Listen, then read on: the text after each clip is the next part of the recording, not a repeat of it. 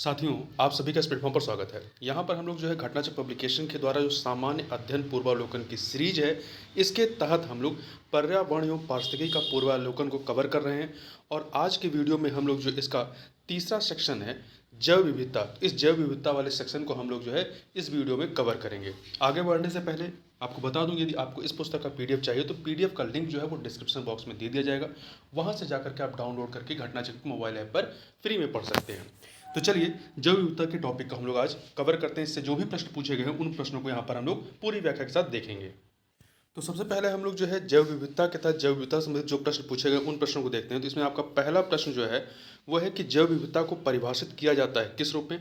तो A option देखिए, किसी पर्यावरण में विभिन्न प्रजातियों की श्रेणी के रूप में जो है जैव विविधता को परिभाषित किया जाता है। इस प्रकार से आपका ए विकल्प जो है वो सही हो जाएगा। किसी पर्यावरण में विभिन्न प्रजातियों की श्रेणियों की विविधता को जैव विविधता के रूप में जाना जाता है। पर्यावरण में विभिन्न प्रजातियां कई समुदायों में संगठित रहती हैं या ये समुदाय मिलकर एक पारितंत्र का निर्माण करते हैं, इकोसिस्टम का निर्माण करते हैं। इसके आधार पर जैव विविधता का मापन किया जाता है। जैव विविधता अल्फा, बीटा तथा गामा नामक श्रेणियों में विभाजित की जाती है। यह विभाजन जो है व्हिटकेयर ने किया था। अगला है जैव विविधता मापने के गणितीय सूचकांकों में से जैव विविधता मापने के गणितीय सूचकांकों में से कौन सा एक स्थानीय स्तर पर किसी समुदाय या आवासीय क्षेत्र में माध्य प्रजाति विविधता को दर्शाता है। तो ये अल्फा सूचकांक दर्शाता है। कौन सा दर्शाता है? अल्फा सूचकांक दर्शाता है। देखिए, जैव विविधता मापने के गणितीय सूचकांकों में से अल्फा सूचकांक स्थानीय स्तर पर किसी समुदाय या आवासीय क्षेत्र में माध्य प्रजाति विविधता को दर्शाता है, जबकि जो बीटा सूचकांक है वो स्थानीय क्षेत्रीय विविधता का अनुपात होता है, जबकि गामा सूचकांक किसी भूदृश्य या लैंडस्केप की संपूर्ण विविधता को दर्शाता है। यह जो विभाजन है जैव विविधता का अल्फा, बीटा, गामा में, इसे R.H. व्हिटकर ने किया था। अगला जैव विविधता का अर्थ क्या होता है? तो जैव विविधता का जो अर्थ होता है, यहाँ पे सी विकल्प पढ़िए, एक निर्धारित क्षेत्र में विभिन्न प्रकार के पादप एवं जंतुओं का होना। जैव विविधता का सबसे महत्वपूर्ण पहलू क्या है? तो इसका सबसे महत्वपूर्ण पहलू है पारिस्थितिकी तंत्र का निर्वहन। जैव विविधता का सबसे महत्वपूर्ण पहलू पारिस्थितिकी तंत्र का निर्वहन है। यह कार्य विभिन्न स्तरों पर किया जाता है। जैव विविधता अनुवांशिक, जाति, समुदाय व पारितंत्र के स्तर पर विभिन्न प्रकार के कार्य करके पारिस्थितिकी तंत्र का निर्वहन करती है। अगला, निम्नलिखित में से कौन सा कारक जैव विविधता के ह्रास के लिए सर्वाधिक महत्वपूर्ण कारक है? तो चार विकल्प दिए गए। पहला, अनुवांशिक आत्मसात्करण, परभक्षियों का नियंत्रण, प्राकृतिक वास का विनाश, कीट नियंत्रण। तो इसमें सबसे अधिक जो महत्वपूर्ण कारक है वो है आपका प्राकृतिक वास का विनाश, हैबिटेट का नष्ट होना। अगला है भारत द्वारा भूमि क्षरण। भारत द्वारा भूमि क्षरण तटस्थता प्राप्त करने का लक्ष्य रखा गया है। कब तक? 2030 तक। यह लक्ष्य जो है 2030 तक प्राप्त करना है। मरुस्थलीकरण से निपटने के लिए संयुक्त राष्ट्र अभिसमय UNCCD का 12 दिवसीय 14वां COP 14 सम्मेलन नई दिल्ली में 2 से 13 सितंबर 2019 के मध्य संपन्न हुआ था। इस सम्मेलन में सदस्य देशों ने वर्ष 2030 तक भूमि क्षरण तटस्थता का लक्ष्य निर्धारित किया था। अगला है, निम्नलिखित में से किसने सर्वप्रथम बायोडायवर्सिटी शब्द का प्रयोग किया? तो इस शब्द का प्रयोग जो है, बायोडायवर्सिटी शब्द का प्रयोग सबसे पहले वॉल्टर जी रोशन ने, किसने किया था? वॉल्टर जी रोशन ने किया था। देखिए, जैव विविधता शब्द को अंग्रेजी शब्द बायोलॉजिकल डाइवर्सिटी, जैविक विविधता के रूप में प्रथमतः रेमंड एफ दाशमैन ने वर्ष 1968 में अपनी पुस्तक a different kind of country में दिया था। बाद में जैव विविधता को अंग्रेजी शब्द बायोलॉजिकल डाइवर्सिटी से परिवर्तित बायोडाइवर्सिटी के रूप में सर्वप्रथम जो है प्रयोग WG रोशन ने किया था। अगला है, जैव विविधता शब्द की रचना किसने की? अभी हम लोगों ने ऊपर देखा, वॉल्टर जी रोशन ने। संयुक्त राष्ट्र संघ ने निम्न से किसे 2011 से 20 के लिए 20 का जो दशक है, इस दशक के रूप में निर्दिष्ट किया है। तो ये आपका जैव विविधता दशक के रूप में 2011 से 2020 को जो है इसे जैव विविधता दशक के रूप में इंगित किया गया है, निर्दिष्ट किया गया है। अगला है, संयुक्त राष्ट्र संघ ने दशक 2011 से 20 को क्या घोषित किया? तो जैव विविधता के दशक के रूप में इसे घोषित किया गया है। अगला है, भारत का प्रथम national centre for marine biodiversity. Bharat का प्रथम national centre for marine biodiversity NCMB किस शहर में स्थित है? तो ये जो है आपका NCMB, ये कहाँ पर है? जामनगर में, गुजरात के जामनगर में स्थित है। ध्यान रखिएगा, यहाँ व्याख्या देख लें। भारत का प्रथम national centre for marine biodiversity Gujarat प्रांत के जामनगर में स्थित है। इस केंद्र का उद्देश्य समुद्र तटीय क्षेत्रों में स्थित जैव विविधता की सुरक्षा करना है। यह सार्वजनिक एवं निजी क्षेत्र PPP की भागीदारी से गठित होने वाला भारत का पहला अनुसंधान संस्थान है। गौरतलब है कि जामनगर के निकट स्थित मरीन नेशनल पार्क जो है वो कच्छ की खाड़ी में स्थित है। अब जैव विविधता प्रवणता संबंधित प्रश्नों को हम लोग देख लेते हैं। इसमें जो आपका पहला प्रश्न है कि सर्वाधिक जैव विविधता कहाँ पाई जाती है, तो ये उष्णकटिबंधीय वर्षा वनों में पाई जाती है। कहाँ पर? उष्णकटिबंधीय वर्षा वनों में सर्वाधिक जैव विविधता पाई जाती है। अगला प्रश्न है कि सर्वाधिक जैव विविधता कहाँ पाई जाती है, अभी हमने ऊपर देखा उष्णकटिबंधीय वर्षा वनों में, सी ऑप्शन हो जाएगा। निम्नलिखित में से किसमें सर्वाधिक जैव विविधता पाई जाती है, तो उष्णकटिबंधीय वर्षा वन बायोम में। ठीक है। अगला है प्राणियों और पादपों की जातियों में अधिकतम विविधता मिलती है कहाँ पर, तो उष्णकटिबंधीय या उष्णकटिबंध के आर्द्र वनों में ये सर्वाधिक जैव विविधता मिलती है। अगला है निम्नलिखित में से निम्नलिखित पारिस्थितिकी तंत्रों में किसमें प्रजाति विविधता सापेक्षता काफ़ी अधिक होती है, तो ये आपका उष्णकटिबंधीय वर्षावन और कोरल लीफ इन दोनों जगहों पर होगा। उष्णकटिबंधीय वर्षावन और कोरल लीफ दोनों, बी और सी दोनों हो जाएंगे। इसके लिए थोड़ा सा यहाँ पर व्याख्या पढ़ लें। देखिए, किसी निश्चित भौगोलिक क्षेत्र में पाए जाने वाले जीवों की संख्या तथा उनकी विविधता को जैव विविधता कहा जाता है। उष्णकटिबंधीय वर्षावन भूमध्य रेखा के 10 डिग्री उत्तर से 10 डिग्री दक्षिण अक्षांशों के मध्य विस्तृत है। हालांकि अधिकांश विद्वानों का मानना है कि प्रवाल भित्ति कोरल रीफ में सर्वाधिक जैव विविधता पाई जाती है, क्योंकि प्रवालों की 1 लाख से भी अधिक प्रजातियां, जिनमें से केवल 10% प्रजातियों का ही अध्ययन किया जा सका है। प्रवालों को सामुद्रिक वर्षावन भी कहा जाता है। अगला है जैव विविधता में परिवर्तन होता है। यदि आप भूमध्य रेखा से ध्रुव की तरफ जाएंगे, ध्रुवों की तरफ क्या होगा, तो जैव विविधता घटेगी। ठीक है, जैव विविधता क्या होगी, घटेगी, मतलब भूमध्य रेखा की तरफ बढ़ती है, इसलिए आपका ए ऑप्शन हो जाएगा। ठीक है। जैव विविधता भूमध्य रेखा की तरफ बढ़ती है। जैव विविधता जो है पृथ्वी पर समान रूप से वितरित नहीं है। सर्वाधिक जैव विविधता भूमध्य रेखा के निकट और निम्न जैव विविधता ध्रुवों पर पाई जाती है। इसका कारण यह है कि भूमध्य रेखा के निकटवर्ती क्षेत्रों में गर्म जलवायु, अधिक वर्षा एवं पादप तथा प्राणियों के विकास तथा वृद्धि के लिए अनुकूलतम दशाएं पाई जाती हैं। इसके विपरीत ध्रुवों पर इस प्रकार क्षेत्रों की दशाएं उपलब्ध नहीं है। अगला निम्नलिखित कथनों में से कौन सा कथन जो है सत्य नहीं है। पहला देखिए, भूमध्य रेखा से ध्रुवों की ओर जात विविधता में वृद्धि होती नहीं। ध्रुवों से जब आप भूमध्य रेखा की तरफ आएंगे तो तब जात विविधता में वृद्धि होती है, तो इसलिए पहला कथन जो है आपका गलत है। बी, उष्णकटिबंधीय शीतोष्ण क्षेत्रों की अपेक्षा उष्णकटिबंध शीतोष्ण क्षेत्रों की अपेक्षा अधिक जातियों को आश्रय देते हैं, सही है। विशालतम जैव विविधता अमेजनी वर्षावन जो कि आपका ब्राजील में पाया जाता है, यहाँ पर पाई जाती है, सही है। जात विविधता शीतोष्ण क्षेत्रों से ध्रुवों की ओर क्या होती है, घटती जाती है, ये भी सही है।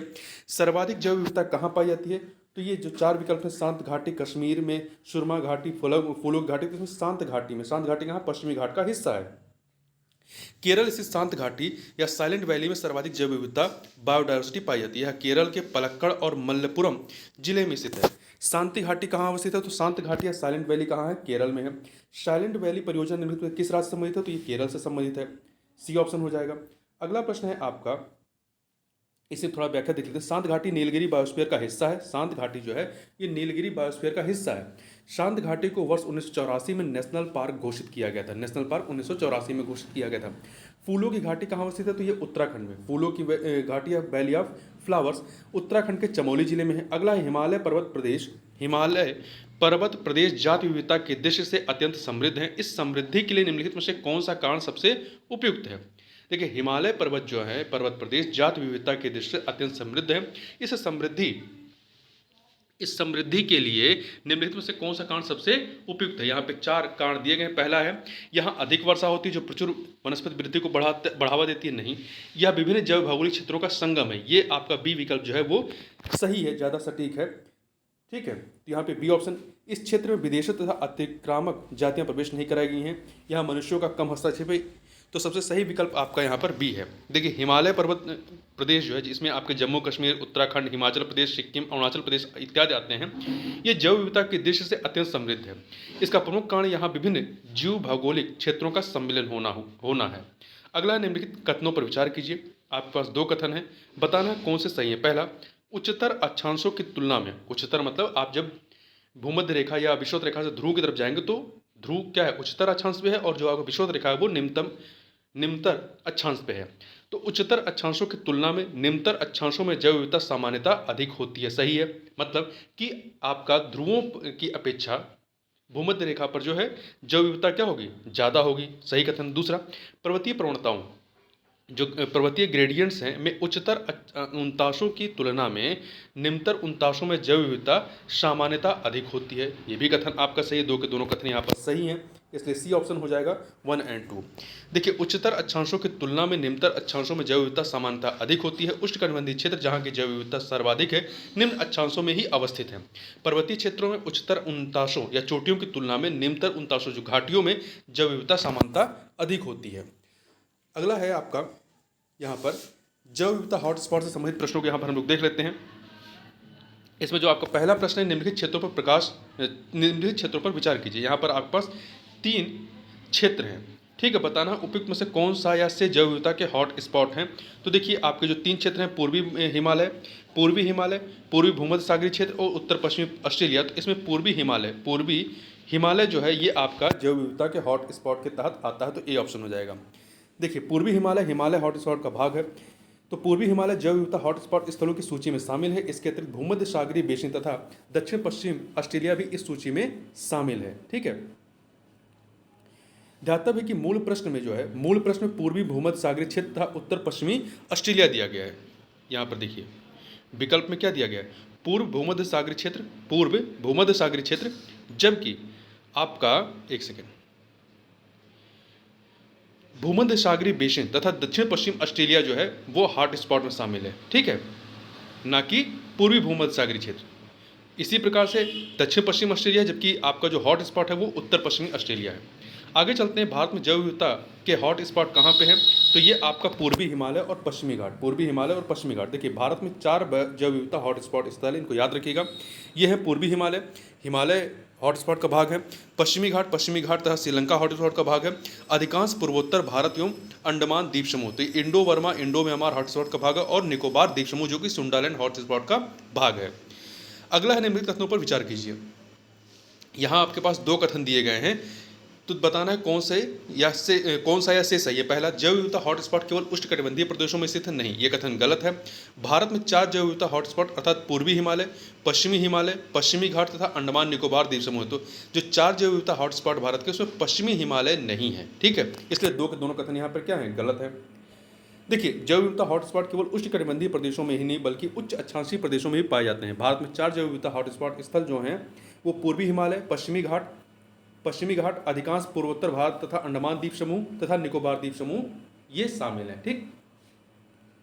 अगला प्रश्न है आपका कि भारत में जैव विविधता की दृष्टि से संतृप्त क्षेत्र निम्न से कौन है। संतृप्त क्षेत्र मतलब हॉटस्पॉट कौन से हैं, तो आपका पश्चिमी घाट हो जाएगा। कौन सा है, पश्चिमी घाट हो जाएगा, ठीक है, यहाँ पे बी विकल्प हो जाएगा।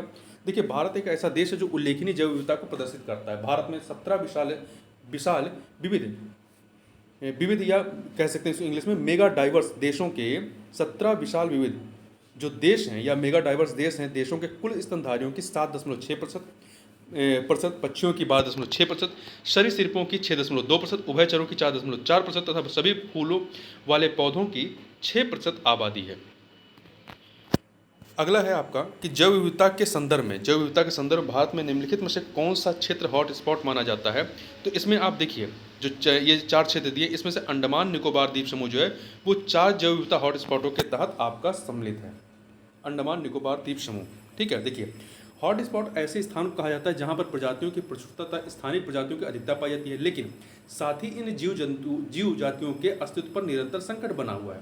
जैव विविधता के संदर्भ में भारत में पूर्वी हिमालय, पश्चिमी घाट तथा श्रीलंका हॉटस्पॉट आता है। अधिकांश पूर्वोत्तर भारत तथा अंडमान द्वीप समूह तथा निकोबार द्वीप समूह जो कि सुंडालैंड का भाग है को हॉटस्पॉट माना जाता है। आगे चलते हैं, भारत में निम्नलिखित में से कौन सा क्षेत्र जैव विविधता का तप्त स्थल है, हॉटस्पॉट है, तो ये आपका पश्चिमी घाट है। निम्नलिखित में से किसे भारत में जैविक विविध हॉटस्पॉट के रूप में पहचाना जाता है, तो यह है पश्चिमी घाट, बी ऑप्शन, ठीक है। आगे चलते हैं, अगला प्रश्न है आपका कि भारत में निम्नलिखित में से किसे एक जैव विविधता हॉटस्पॉट माना जाता है, तो आपका पश्चिमी घाट हो जाएगा, बी ऑप्शन। भारत में जैव विविधता प्रखर स्थल या हॉट स्पॉट कौन कौन से हैं, तो इसमें आपका पश्चिमी घाट है और पूर्वी हिमालय। इन चारों में से पूर्वी घाट, पश्चिमी घाट, पूर्वी हिमालय, पश्चिमी भारत में से आपका पश्चिमी घाट हो जाएगा और पूर्वी हिमालय, तो 2 और 3 मतलब बी ऑप्शन हो जाएगा। जैव विविधता के संदर्भ में निम्नलिखित में से कौन सा क्षेत्र हॉटस्पॉट माना जाएगा, तो आपका गंगा का मैदान, पूर्वी हिमालय, मध्य भारत, गुजरात, तो आपका यहाँ पर क्या हो जाएगा, यहाँ पर पूर्वी हिमालय हो जाएगा। पर्यावरण के संदर्भ में भारत में पाए जाने वाले हॉटस्पॉट कौन कौन से हैं? तो देखिए कौन कौन से हैं। पूर्वी हिमालय, इन चारों विकल्पों में पूर्वी हिमालय श्रृंखला और पश्चिमी घाट आ जाएगा, यहाँ पे सी ऑप्शन। ठीक है, देखिए पूर्वी घाट नहीं, यहाँ पे आपका पूर्वी घाट नहीं है, शिवालिक श्रृंखला और पूर्वी घाट नहीं है।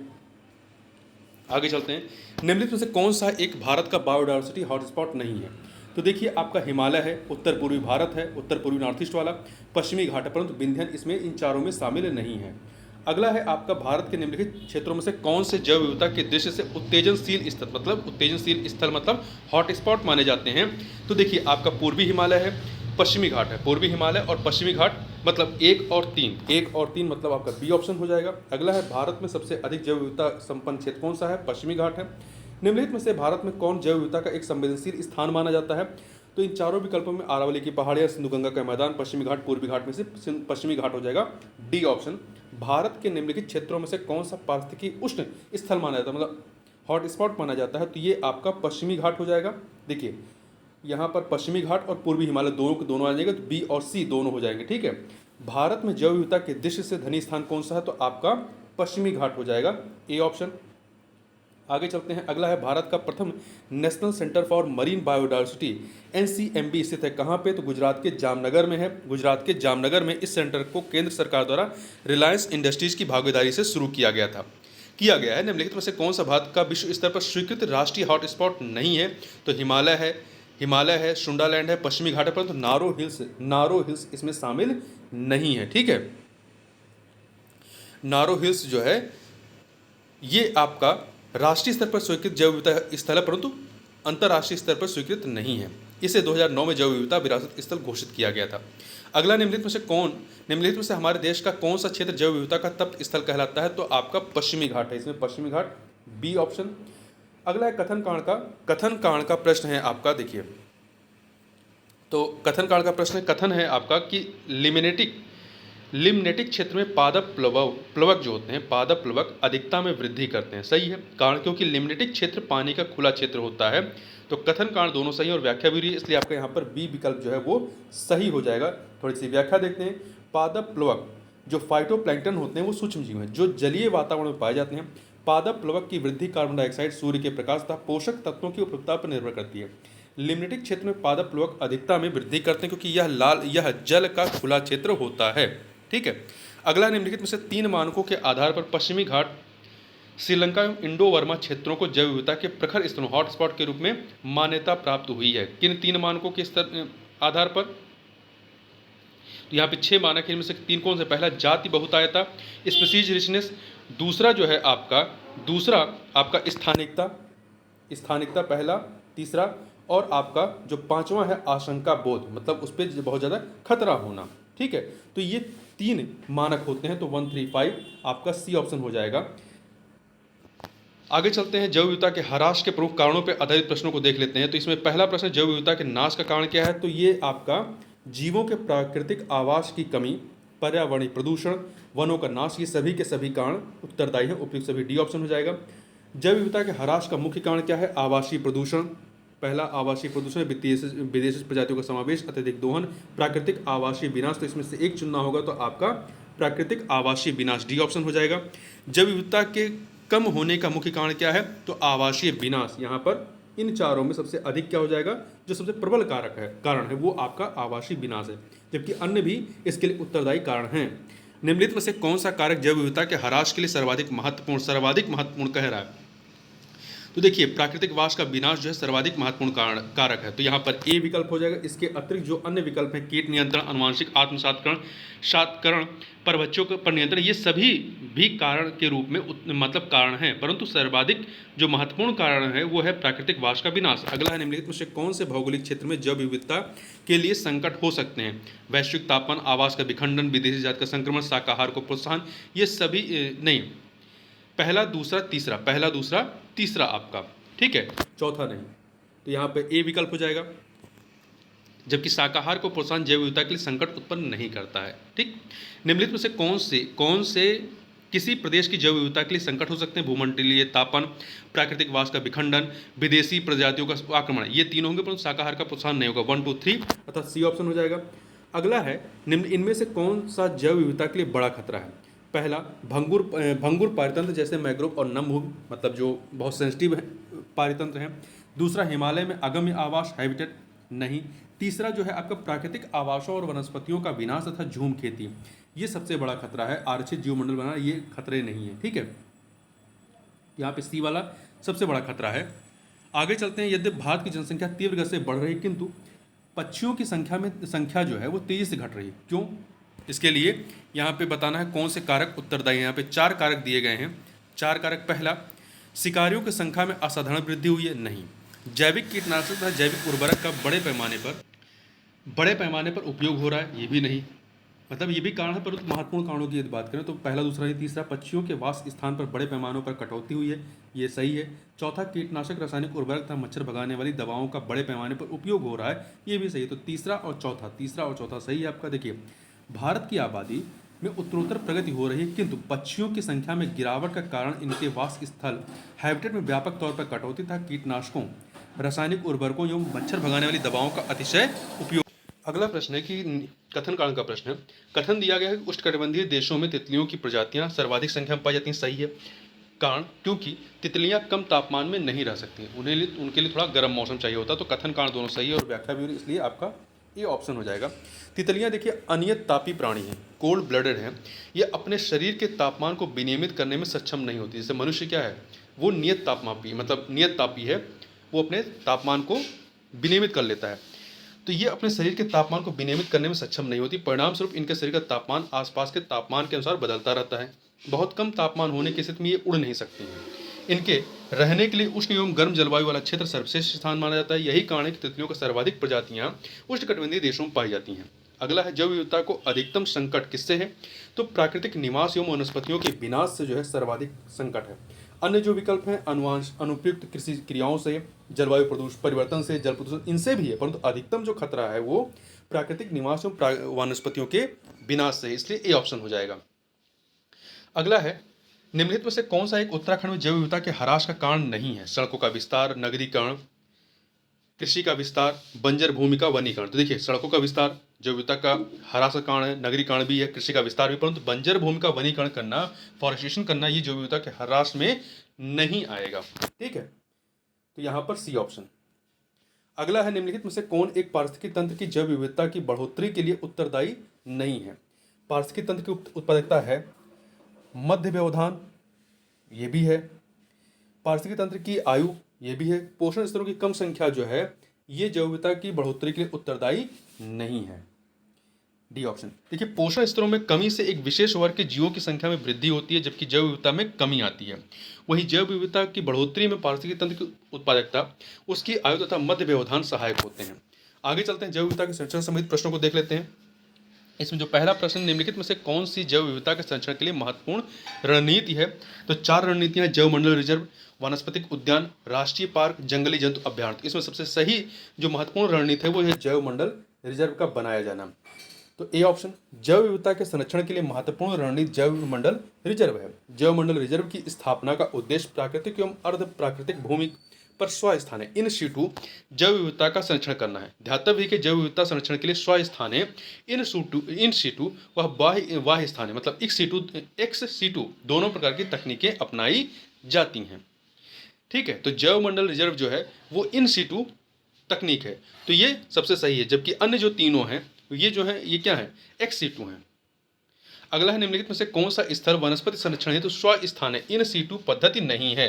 तो 4 है यहाँ पे। देखिए, जीवमंडल आरक्षित क्षेत्र बायोस्फीयर रिजर्व, ये इन सीटू में आता है। वनस्पतिक उद्यान नेशनल पार्क, ये भी आपका आएगा।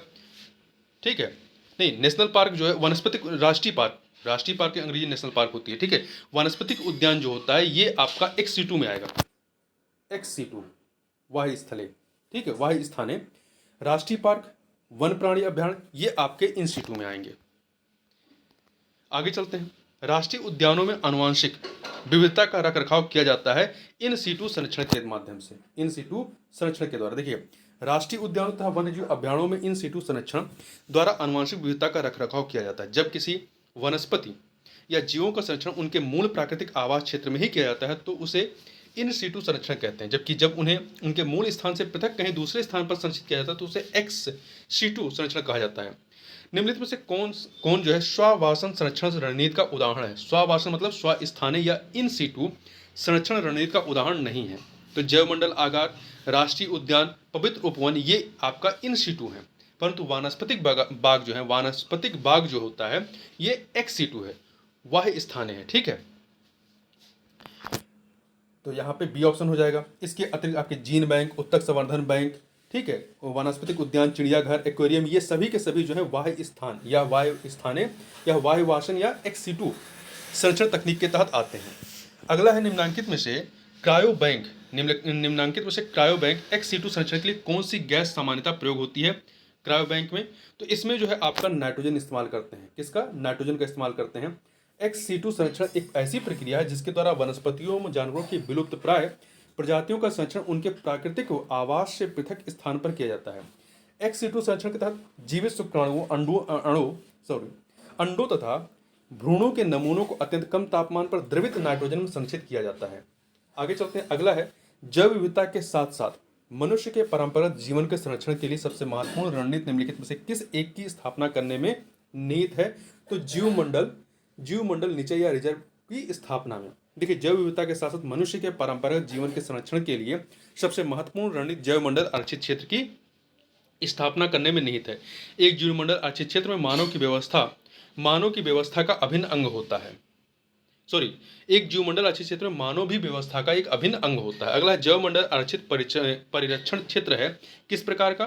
तो ये आनुवंशिक विभिन्नता का क्षेत्र है। कैसा है? आनुवंशिक विभिन्नता का क्षेत्र है। देखिए, जैवमंडल आरक्षित परिरक्षण क्षेत्र आनुवंशिक विभिन्नता से संबंधित होते हैं। इनमें जीवों की आनुवंशिकता को बनाए रखने के लिए उन्हें संरक्षण प्रदान किया जाता है। अगला प्रश्न है, निम्न में से कौन एक प्रवाल विरंजन का सबसे अधिक प्रभावी कारक है? तो यहाँ पे 4 विकल्प है। सागरीय प्रदूषण, सागरों की लवणता में वृद्धि, सागरीय जल के सामान्य तापमान में वृद्धि, रोगों एवं महामारियों का फैलाव। तो इसमें सबसे महत्वपूर्ण कारण जो है वो सागरीय जल के सामान्य ताप में वृद्धि का होना। ठीक है, प्रवाल विरंजन, प्रवाल कोरल ब्लीचिंग समुद्री तापमान और अम्लता में वृद्धि, वैश्विक उष्मन सहित पर्यावरण दबाव के कारण होता है, जिससे सहजीवी शैवाल का मोचन और प्रवालों की मृत्यु दोनों घटित होते हैं। अगला है, निम्न में से कौन प्रवाल विरंजन में सर्वाधिक महत्वपूर्ण कारक है? निम्न में से कौन प्रवाल विरंजन में सर्वाधिक महत्वपूर्ण कारण है? तो इन चारों में देखिए, जो आपका डी विकल्प है वैश्विक उष्मन, ये सबसे वैश्विक उष्मन अर्थात ग्लोबल वार्मिंग सबसे महत्वपूर्ण कारक है या कारण है। अगला प्रश्न है आपका कि निम्नलिखित में से किन में प्रवाल भित्तियां हैं? किन में? तो देखिए, 4 विकल्प है। अंडमान और निकोबार द्वीप समूह, कच्छ की खाड़ी, मन्नार की खाड़ी, सुंदरवन। तो इसमें से आपका 3 जगह पे अंडमान निकोबार द्वीप समूह, कच्छ की खाड़ी, मन्नार की खाड़ी, यहाँ पर आपकी प्रवाल भित्तियां मिलती हैं, सुंदरवन में नहीं। तो 1, 2, 3 यहाँ पे ए विकल्प आपका सही हो जाएगा। देखिए, राष्ट्रीय समुद्र विज्ञान संस्थान के अनुसार भारत में प्रवाल भित्ति 4 प्रमुख क्षेत्रों में पाए जाते हैं। अंडमान निकोबार द्वीप समूह, दूसरा कच्छ की खाड़ी, तीसरा मन्नार की खाड़ी और चौथा है लक्षद्वीप। आगे चलते हैं। अगला, निम्नलिखित में से कौन सा समुद्री जैव विविधता के दृष्टिकोण से दुनिया का सबसे समृद्ध क्षेत्र है, जिसमें ज्वार नदमुख समुद्र तट, निकटवर्ती पर्यावरण के जंगल, समुद्री घास, प्रवाल भित्तियां, नमक दलदल और मैंग्रोव के साथ 11 द्वीप सम्मिलित हैं या शामिल है? तो ये आपका मन्नार खाड़ी बायोस्फीयर रिजर्व है। क्या है? मन्नार खाड़ी बायोस्फीयर रिजर्व है। ठीक है, मन्नार की खाड़ी जीवमंडल आरक्षित क्षेत्र भारत के दक्षिण पूर्वी तट पर लगभग 10,500 हेक्टेयर क्षेत्र में फैला हुआ है। समुद्री जैव विविधता के दृष्टिकोण से यह क्षेत्र विश्व के सबसे संपन्न क्षेत्रों में से एक है। इस जैवमंडल आरक्षित क्षेत्र में आपका जो मन्नार की खाड़ी है 21 द्वीपों के साथ, द्वीपों के साथ ज्वारनदमुख समुद्र तट इत्यादि इसमें शामिल हैं। 21 द्वीपों के साथ साथ ज्वारनदमुख समुद्र तट इत्यादि शामिल हैं, जिसमें समुद्री शैवाल, समुद्री घास, प्रवाल भित्तियां, खारे दलदल और मैंग्रोव शामिल हैं। अगला है, निम्नलिखित में से कौन सा समुद्री जैव विविधता के दृष्टिकोण से दुनिया का सबसे समृद्ध क्षेत्र है, जिसमें ज्वारनदमुख समुद्र तट, निकट तटीय पर्यावरण के जंगल, समुद्री घास, प्रवाल भित्तियां, नमक दलदल और मैंग्रोव के साथ 21 द्वीप शामिल हैं। अभी हमने देखा मन्नार की खाड़ी बायोस्फीयर रिजर्व हो जाएगा, यहाँ पर ए विकल्प सही हो जाएगा। अब हम लोग जैव विविधता के उपयोग पर आधारित प्रश्नों को देख लेते हैं। पहला है, जैव विविधता निम्नलिखित माध्यम या माध्यमों द्वारा मानव अस्तित्व का आधार बनी हुई है। यहाँ पे 4 चीजें दी गई हैं। पहला, मृदा निर्माण के माध्यम से मृदा अपरदन की रोकथाम, अपशिष्ट का पुनर्चक्रण, शस्य परागण, इन सभी के लिए जो है आपका जैव विविधता महत्वपूर्ण है। तो 1, 2, 3, 4 आपका डी ऑप्शन हो जाएगा। ठीक है, अगला प्रश्न है, अब यहाँ पर आयुष्मान से संबंधित प्रश्नों को देख लेते हैं। इसमें पहला प्रश्न है कि प्रकृति एवं प्राकृतिक संसाधनों के संरक्षण के लिए अंतर्राष्ट्रीय संघ international union for conservation of nature and natural resources IUCN तथा वन प्राणी जात एवं वनस्पति जात की संकटापन्न स्पीसीज के अंतर्राष्ट्रीय व्यापार पर कन्वेंशन, या इंग्लिश में कहें तो convention on international trade in endangered species of wild fauna and flora, इसे शॉर्ट में साइट्स के नाम से जानते हैं, कि संदर्भ में निम्नलिखित कथनों में से कौन सा या से सही है। तो यहाँ पर आपको 3 कथन दिए गए हैं। तो देखिए, पहला है कि आयुषियन संयुक्त राष्ट्र का एक अंग तथा साइट सरकारों के बीच अंतर्राष्ट्रीय करार है, ये कथन गलत है। दूसरा है आयुषियन प्राकृतिक पर्यावरण के बेहतर प्रबंधन के लिए विश्व भर में हजारों क्षेत्र परियोजनाएं चलाता है, सही है। तीसरा, साइट्स उन राज्यों पर वैध रूप से आबाध्यकर है, उन राज्यों पर वैध रूप से लीगल रूप से आबाध्यकर है, ठीक, लीगली बाउंडेड है, जो इसमें शामिल हुए हैं, लेकिन यह कन्वेंशन राष्ट्रीय विधियों का स्थान नहीं लेता। तो दूसरा तीसरा कथन सही है, पहला गलत है। देखिए, जो आयुषियन है एक अंतर्राष्ट्रीय संगठन है जो प्रकृति संरक्षण एवं प्राकृतिक संसाधनों के सतत संरक्षण के क्षेत्र में कार्यरत है, यह संयुक्त राष्ट्र का अंग नहीं है। तो जो लिखा गया है कि आयुषियन संयुक्त राष्ट्र संघ का अंग है, नहीं, ये जो है यूएन का अंग नहीं है, ठीक है। इसे संयुक्त राष्ट्र महासभा में पर्यवेक्षक का आधिकारिक दर्जा प्राप्त है, परंतु ये उसका अंग नहीं है। अगला है प्रकृति एवं प्राकृतिक संसाधन अंतर्राष्ट्रीय संरक्षण संघ आयुषियन द्वारा प्रकाशित red data book. Red data books में निम्नलिखित सूची या सूचियां सम्मिलित की जाती हैं, कौन कौन सी? तो यहाँ पे 3 चीज़ के बारे में बात की है। पहला, जैव विविधता के प्रखर स्थलों अर्थात हॉटस्पॉट में विद्यमान स्थानिक पौधों और पशु जातियों की सूचियां, नहीं, ये नहीं। संकटग्रस्त पौधों और पशु जातियों की सूची इसमें जारी की जाती है, तो दूसरा वाला आपका सही है।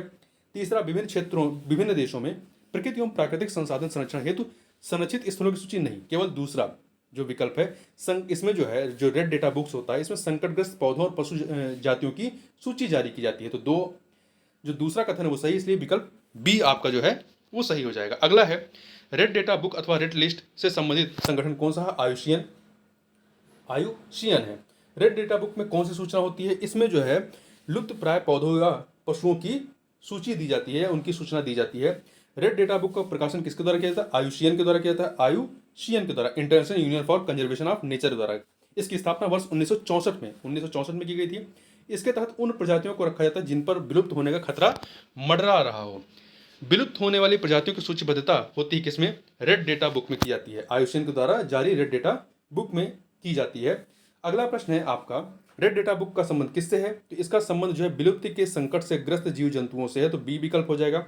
रेड डेटा बुक में आंकड़े सम्मिलित हैं किसके? तो इसमें लुप्त प्राय प्रजातियों के आंकड़े सम्मिलित हैं। बी ऑप्शन, निम्नलिखित में से कौन सा एक प्राणी समूह संकटापन्न जातियों के संवर्ग से के अंतर्गत आता है? संकटापन्न में, तो इसमें आप विकल्प ए पढ़िए, महान भारतीय सारंग, कस्तूरी मृग, लाल पांडा और एशियाई वन गधा जो है ये आपका संकटापन्न जातियों के संवर्ग में आते हैं, ठीक है। आगे चलते हैं। अगला, निम्नलिखित भारतीय पक्षियों में से कौन सा अत्यधिक संकटापन्न किस्म का है? तो यहाँ पे 4 पक्षी हैं, golden oriole, great Indian bustard, Indian fantail pigeon, Indian sunbird. तो इसमें आपका जो ग्रेट इंडियन बस्टर्ड है ये अत्यधिक संकटापन्न किस्म के तहत आता है, बी ऑप्शन, ठीक है। अगला है, किसी प्रजाति को विलुप्त माना जा सकता है जब वह अपने प्राकृतिक आवास में देखी नहीं गई हो, कितने वर्षों तक? 50 वर्षों तक नहीं देखी गई हो, ठीक है। अंतर्राष्ट्रीय प्रकृति संरक्षण संघ IUCN international union for conservation of nature की परिभाषा के अनुसार किसी प्रजाति को तब विलुप्त माना जाता है, एक्सटिंक्ट माना जाता है, जब वह अपने प्राकृतिक आवास में 50 वर्षों से ना देखी गई हो, महत्वपूर्ण है। अगला है, निम्नलिखित युगों पर विचार कीजिए, वन प्राणी और प्राकृतिक रूप से कहाँ पाए जाते हैं? तो देखिए यहाँ पर, और ये जो 3 युग में बताने कौन से सही हैं। पहला, नीले मीन पक्ष वाली महाशीर, ये कावेरी नदी में पाई जाती है, सही है। इरावदी डॉल्फिन, ये चंबल नदी में नहीं पाई जाती है, इरावदी डॉल्फिन चंबल में नहीं पाई जाती है, ठीक है। तीसरा, मोरचाप या राष्ट्रीय चित्तीदार बिल्ली पूर्वी घाट पाई जाती है, तो पहला और तीसरा सही है, इसलिए सी ऑप्शन हो जाएगा। देखिए, कावेरी नदी में महाशीर मछली की 2 प्रजातियां पाई जाती हैं, नीले मीन पंख वाली तथा नारंगी मीन पंख वाली। मोरचाप जो तीसरा जो आपका युग्म है, मोरचाप चित्तीदार बिल्ली दक्षिण भारत और श्रीलंका में प्राकृतिक रूप से पाई जाती है। इसे वर्ष 2016 में आयुषियन द्वारा संकटग्रस्त प्रजातियों की लाल सूची में शामिल किया गया। दूसरी ओर जो इरावदी डॉल्फिन है, जो दूसरे युग में है, इरावदी डॉल्फिन एक समुद्री डॉल्फिन जो बंगाल की खाड़ी और उसमें गिरने वाली नदियों के मुहानों तथा दक्षिण पूर्व एशियाई देशों के समुद्री तटों पर प्राकृतिक रूप से पाई जाती है, ठीक है।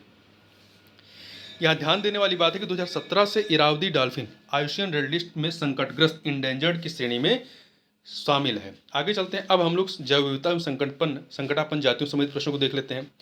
पहला प्रश्न है, कौन सी ड्रग गिद्धों की समष्टि में हरास के लिए उत्तरदायी है?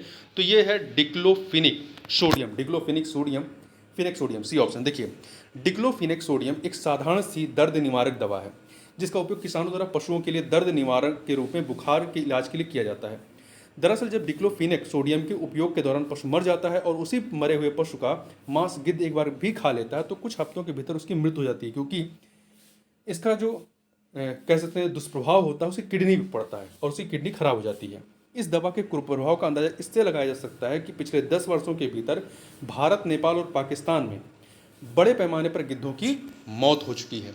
अगला प्रश्न है आपका कि भारत में गिद्धों की तेजी से घटती जनसंख्या का मुख्य कारण क्या है? डिप्लोफिनिक दवा का अत्यधिक प्रयोग। पशुओं को दिया जाने वाला कौन सा दर्द निवारक दवा भारत में गिद्धों के लगभग विलुप्त होने के उत्तरदायी है? तो यह है डिक्लोफेनिक। भारत में गिद्धों की कमी का अत्यधिक मुख्य कारण क्या है? तो ये जानवरों को दर्द निवारक दवा जो डिक्लोफेनिक दी जाती है वो है। कुछ वर्ष पहले तक गिद्ध भारतीय देहातों में आमतौर से दिखाई देते थे, किंतु आजकल कभी कभार ही नजर आते हैं। इस स्थिति के लिए उत्तरदायी कौन है?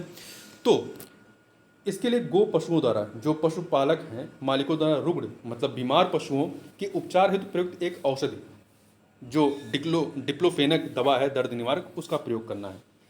मॉरिशस में एक वृक्ष प्रजाति प्रजनन में असफल रही, कौन सी? डोडो। देखिए, मॉरिशस में टम्बला कोक, जिसे डोडो वृक्ष के नाम से भी जाना जाता है, डोडो पक्षी के विलुप्त होने के कारण प्रजनन में असफल रही, जिसकी वजह से यह भी लगभग विलुप्त हो रहा है। इसका मुख्य कारण टम्बला कोक के बीज जो होते हैं, जो सीड्स होते हैं, वो डोडो पक्षी का मुख्य भोजन है, जो उसकी विष्ठा के साथ बाहर निकलकर भूमि में अंकुरित होते थे। आगे चलते हैं, भारतीय वन्य जीवन के संदर्भ में उड्डयन वल्गुल या फ्लाइंग फॉक्स निम्नलिखित में से क्या है? तो जो फ्लाइंग फॉक्स है, क्या ये चमगादड़ है, एक प्रकार का चमगादड़ की प्रजाति है। ये बांग्लादेश, तिब्बत, म्यांमार, भूटान, भारत, मालदीव, नेपाल, पाकिस्तान और श्रीलंका में पाई जाती है। इसे ग्रेटर इंडियन फ्रूट बैट के नाम से भी जाना जाता है। अगला है ड्यूगोंग नामक समुद्री जीव जो कि विलोपन की कगार पर है, क्या है? तो ये क्या है? स्तनधारी मैमल है। ये स्तनधारी मैमल है, इसे समुद्री गाय भी कहते हैं। ठीक है, देखिए, ड्यूगोंग एक विशाल समुद्री स्तनधारी या लार्ज मरीन मैमल है जो आयुषन की रेड लिस्ट में असुरक्षित वल्नरेबल्स कैटेगरी में शामिल है। अगला है, भारत में पाए जाने वाले स्तनधारी ड्यूगोंग के संदर्भ में निम्नलिखित कथनों में से कौन सा या से सही है? यहाँ पे आपके पास 3 कथन दिए गए हैं। पहला क्या है? यह एक शाकाहारी समुद्री जानवर, सही है। दूसरा, यह भारत के पूरे समुद्र तट के साथ पाया जाता है, नहीं, पूरे समुद्र के साथ नहीं पाया जाता। तीसरा, इसे वन्यजीव संरक्षण अधिनियम 1972 की अनुसूची 1 के अधीन विधिक संरक्षण दिया गया, सही है। तो पहला और तीसरा सही है, दूसरा गलत है। ठीक है, आगे चलते हैं। अगला है, बलुई और लवणी क्षेत्र एक भारतीय पशुजात का प्राकृतिक आवास है। उस क्षेत्र में उस पशु के कोई परभक्षी नहीं है, किंतु आवास ध्वंस होने के कारण उसका अस्तित्व जो है वो खतरे में। यह पशु निम्नलिखित में से कौन सा है? तो यह है आपका भारतीय वन्य गधा। ठीक है, अगला है, प्रोसोपिस जूली फ्लोरा नामक पादप प्रायः क्यों समाचारों में उल्लिखित होता है? प्रोसोपिस जूली फ्लोरा नामक जो पादप है प्रायः क्यों समाचारों में उल्लिखित होता है? तो इसका जो बी विकल्प है वो पढ़िए, जिस क्षेत्र में यह उगता है वहाँ की जैव विविधता को कम करने लगता है, इस वजह से काफ़ी चर्चा में रहता है। ठीक है, तो बी विकल्प। देखिए, प्रोसोपिस जूलीफ्लोरा मूलतः मैक्सिको, दक्षिण अमेरिका एवं कैरेबियन क्षेत्र का एक छोटा झाड़ीदार पौधा है। यह पौधा भारत में 19वीं शताब्दी में लाया गया। इस पौधे को हिंदी में बिलायती बबूल कहते हैं। ऐसा माना जा रहा है कि यह पौधा पर्यावरण के लिए हानिकारक है। विशेषज्ञों का कहना है कि इसकी जड़ें काफ़ी गहराई तक जाती हैं और यह भूजल को बड़े पैमाने पर सोख रहा है। यह पौधा न केवल मिट्टी से जल सोखता है बल्कि आसपास के क्षेत्र में वायु की नमी को भी खत्म कर देता है, जिससे उसके निकट दूसरा पौधा ठीक से नहीं पनप पाता है। यह पौधा वायुमंडल में विभिन्न जहरीले पदार्थों का उत्सर्जन करता है। स्पष्ट है कि यह जैव विविधता के लिए काफ़ी खतरनाक है। अगला है, निम्नलिखित राज्यों में से किस में या किन में सिंहपुच्छी वानर, जिसे मकाक कहते हैं, उनके प्राकृतिक आवास में पाया जाता है? तो देखिए, 4 राज्य दिए गए, तमिलनाडु, केरल, कर्नाटक, आंध्र प्रदेश। तो ये आपका तमिलनाडु, केरल और कर्नाटक में, तमिलनाडु, केरल, कर्नाटक में ये पाया जाता है। ठीक है, इसके प्राकृतिक आवास हैं। तो 1, 2, 3 आंध्र प्रदेश में नहीं पाया जाता। अगला निम्नलिखित पर विचार कीजिए। 4 चीज़ें दी गई हैं। बताना उपयुक्त में से कौन से भारत में प्राकृतिक रूप में पाए जाते हैं। तो देखिए, काली गर्दन वाला सारस, कृष्णग्रीव सारस, ये पाया जाता है। चीता भारत में नहीं पाया जाता। चीता का जो है पुनर्वास कराया गया है भारत में, फिर से, मतलब एक परियोजना के तहत उन्हें बसाया गया है। तो अभी तक मतलब अभी भी प्राकृतिक रूप से नहीं पाए जाते हैं, अभी उनको बाहर से ला के बसाया गया है। तो पहला चीता नहीं, पहला सही है। दूसरा चीता नहीं है। उड़न गिलहरी, कंदली है। हिम तेंदुआ, ये भी प्राकृतिक रूप से पाया जाता है। तो पहला, तीसरा, चौथा, पहला, तीसरा, चौथा। आगे चलते हैं। यहाँ ध्यान रखिएगा, वर्ष 1952 1952 में चीता को भारत में क्या कर दिया था, विलुप्त घोषित कर दिया गया था। ठीक, अब फिर से उसे बसाने की परियोजना पर काम किया जा रहा है। जो मध्य प्रदेश कूनो राष्ट्रीय उद्यान है, वहाँ पे ला करके नामीबिया और दक्षिण अफ्रीका से चीता ला करके बसाए गए हैं। आगे चलते हैं। भारत की जैव विविधता के संदर्भ में Ceylon, frogmouth, coppersmith, barbet, grey chinned, minivet और व्हाइट थ्रोटेड रेड स्टार्ट, ये क्या है, ये पक्षी हैं। ये सब क्या हैं, ये पक्षी हैं। देखिए, शिलोन फ्रॉग माउथ भारत के पश्चिमी घाट तथा श्रीलंका में पाया जाने वाला पक्षी है। कॉपर स्मिथ बारबेट, जिसे क्रिम्सन ब्रेस्टेड बारबेट के नाम से जाना जाता है, भारतीय उपमहाद्वीप और दक्षिण पूर्व एशिया के कुछ हिस्सों में पाया जाने वाला पक्षी है। ग्रे चिंड मिनीबेट कैम्फेगिडा परिवार का पक्षी है। यह हिमालयी क्षेत्रों, चीन तथा ताइवान और दक्षिण पूर्व एशिया में पाया जाता है। White throated redstart Muscicapidae परिवार का पक्षी है। यह नेपाल, भूटान, मध्य चीन, म्यांमार, भारत के उत्तर पूर्व इलाके में आदि देशों में पाया जाता है।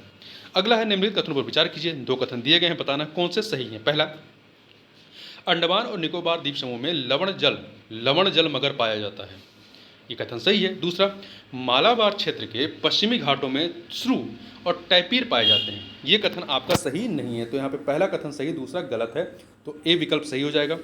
देखिए, अंडमान एवं निकोबार द्वीप समूह के समुद्री जीव जंतुओं में dugong, dolphin, whale, salt water crocodile मतलब लवण जल मगर, समुद्री कछुआ, समुद्री सांप आदि सामान्य रूप से बहुतायत में पाए जाते हैं। जो श्रू एवं टैपीर ये विशाल हिमालय श्रृंखला में पाए जाते हैं, ना कि मालाबार क्षेत्र में। अगला निम्नलिखित कथनों पर विचार कीजिए। 2 कथन दिए गए हैं, बताना है सही कौन से। पहला, भारत में रेड पांडा प्राकृतिक रूप से केवल पश्चिमी हिमालय में पाया जाता है, पश्चिमी हिमालय में नहीं पाया जाता है, तो पहला आपका गलत हो जाएगा। दूसरा, भारत में स्लो लोरिस उत्तर पूर्व के सघन वनों में रहता है, ये सही है।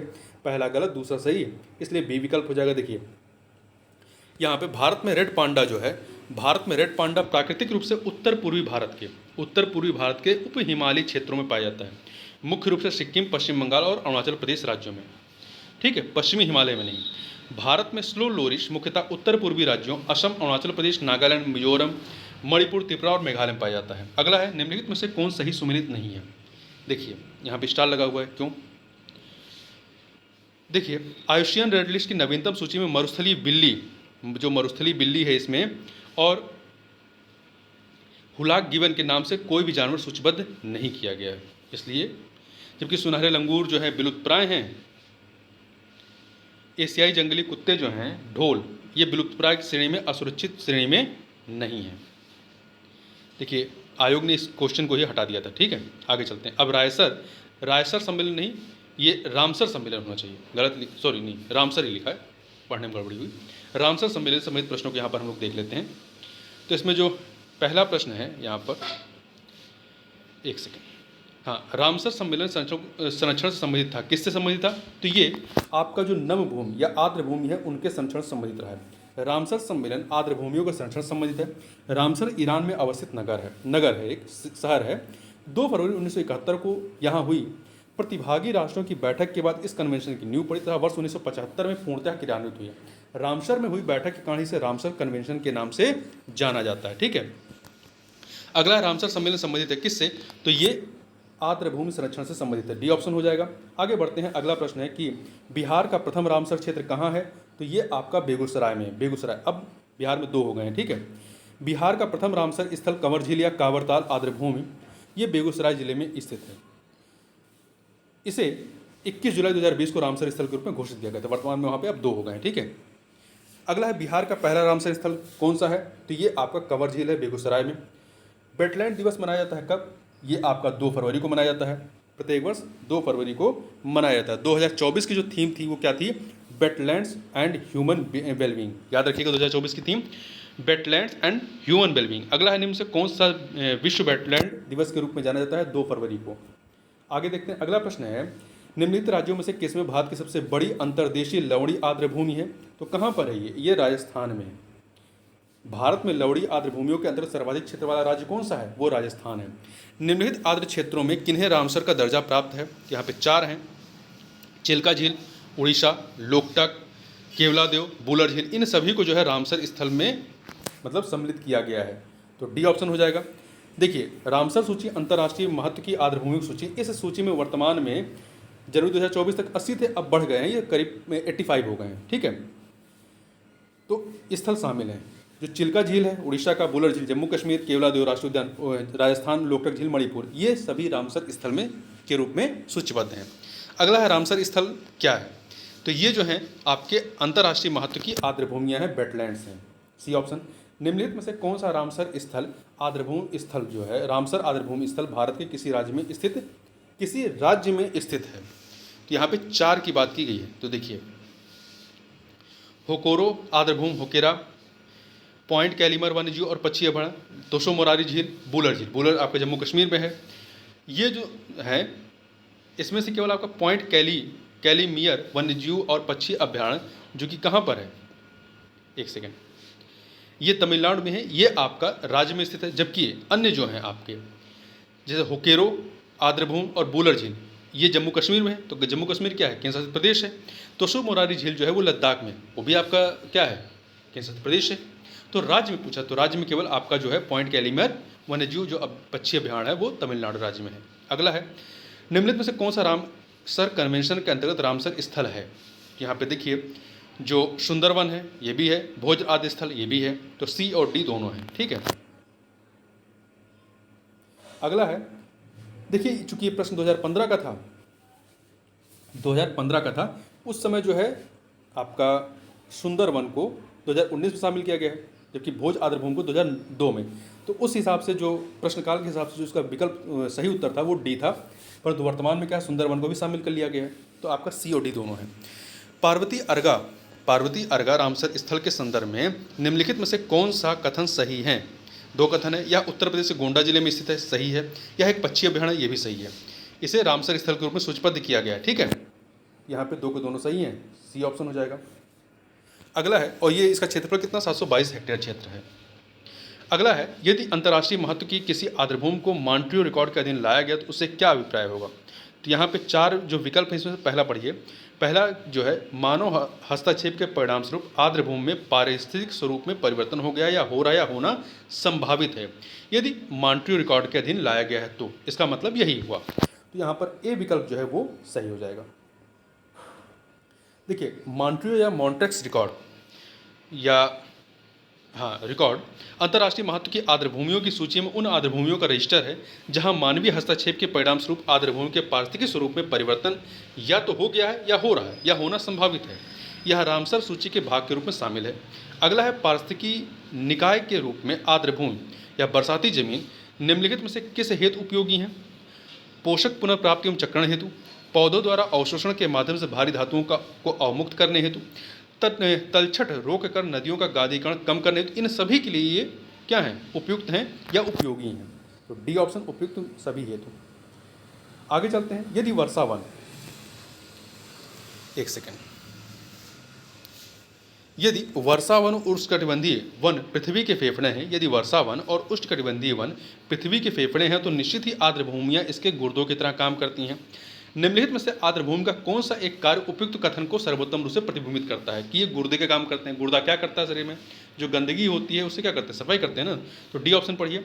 जलीय पादप भारी, जो जलीय पादप हैं, जलीय पादप भारी धातुओं और पोषकों के आधिक्य को अवशोषित कर लेते हैं।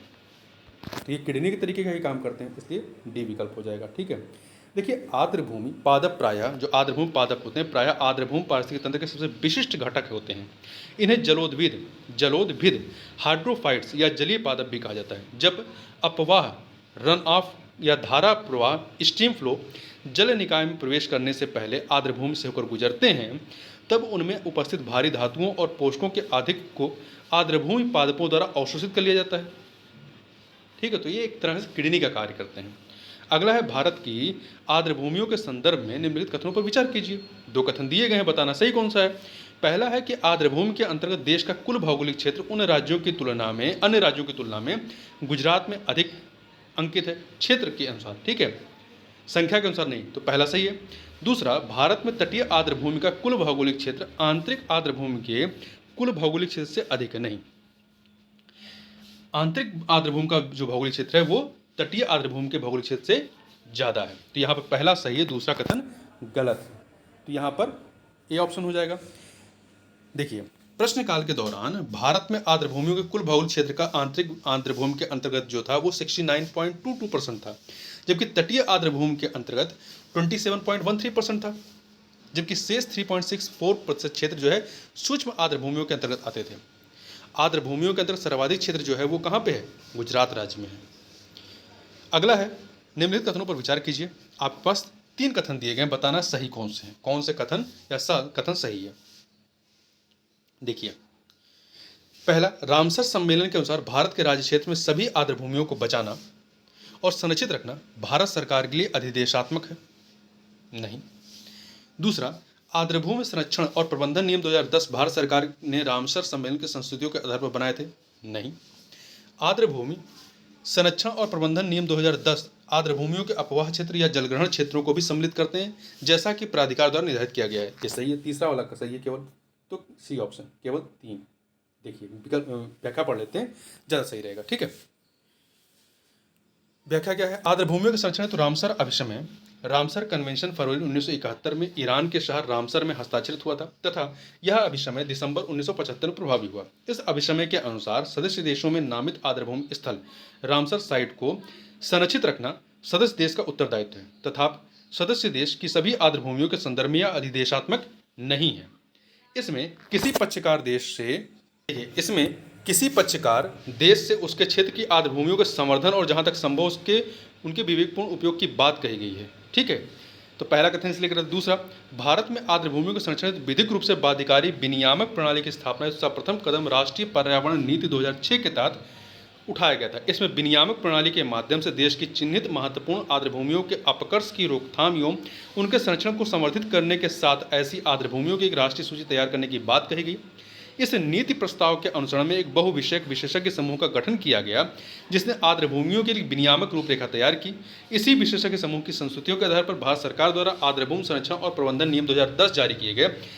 ठीक, अब तीसरे कथन के लिए पढ़ते हैं। आर्द्रभूमि संरक्षण और प्रबंधन नियम 2010 के तहत आर्द्रभूमि की परिभाषा के दायरे में आर्द्रभूमियों पर प्रत्यक्ष प्रभाव डालने वाले क्षेत्रों तो यथा अपवाह क्षेत्र, ड्रेनेज एरिया या जलग्रहण क्षेत्र, कैचमेंट रीजन, जैसा कि प्राधिकार अथॉरिटी द्वारा निर्धारित किया गया है, को भी शामिल किया गया है। इसलिए तीसरा कथन आपका सही है। अब हम लोग विभिन्न अधिनियम एवं करार पर आधारित प्रश्नों को देख लेते हैं। तो इसमें जो आपका पहला प्रश्न है कि भारतीय संसद द्वारा जैव विविधता अधिनियम पारित किया गया कब?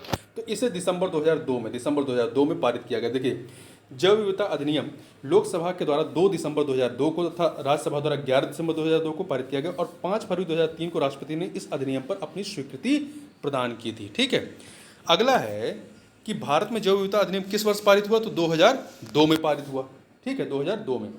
अगला है, निम्नलिखित कथनों पर विचार कीजिए। यहाँ पे आपके पास 2 कथन दिए गए, बताना है इसमें से सही कौन से हैं। तो पहला है, भारत में जैव विविधता प्रबंधन समितियां नगोया प्रोटोकॉल के उद्देश्यों को हासिल करने के लिए प्रमुख कुंजी है, सही है। दूसरा, जैव विविधता प्रबंधन समितियों के अपने क्षेत्राधिकार के अंतर्गत जैविक संसाधनों तक पहुंच के लिए संग्रह शुल्क लगाने की शक्ति सहित पहुंच और लाभ सहभागिता निर्धारित करने के लिए महत्वपूर्ण प्रकार्य हैं।